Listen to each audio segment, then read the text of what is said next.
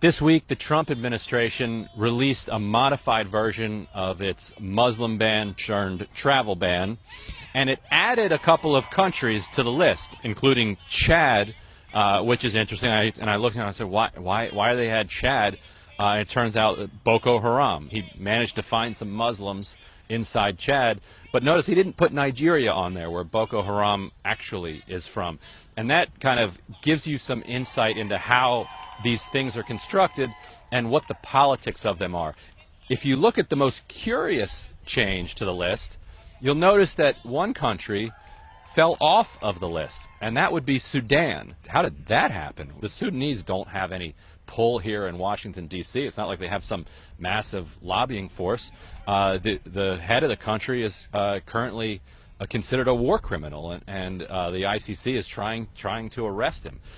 So how did they manage to get enough influence with the Trump administration to get themselves off this list? It's not like they kind of fundamentally changed the nature of the country in order to earn their way off the list.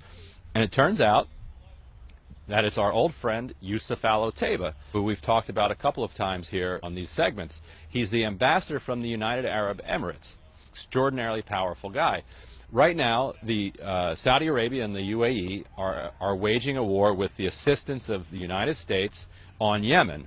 Now, both the Saudis and the Emiratis are extremely wealthy countries. These are not the kinds of countries that want to put kind of their own citizens at risk. The Emiratis did have some boots on the ground for a while in Yemen, and 45 of their soldiers were killed in a single day, which is the most in their country's history. It was their version of 9/11. It is impossible to kind of overstate the impact that those 45 casualties had back in the UAE. It was calling the entire kind of adventurous, hyper-aggressive foreign policy that the UAE has been waging into question.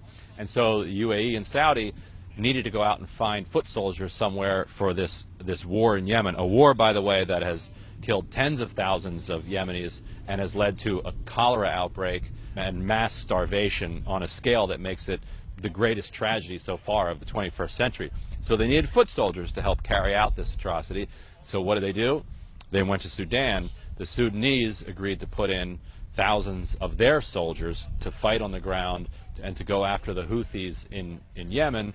And exchange, the UAE would kind of take them under their diplomatic wing and lobby for them here around Washington to try to get them the things that they want. And what does any country want? It wants to be off of Trump's travel ban. Otaiba, speaking to his good friend Jared Kushner, helps to make the case. So what you have is a weaponizing of the Muslim ban by a Muslim country to use it against another Muslim country. It is a very predictable yet shocking result that even before the Supreme Court has weighed in on whether or not it's constitutional, it's already becoming a bargaining chip to kind of wage war over in the Middle East.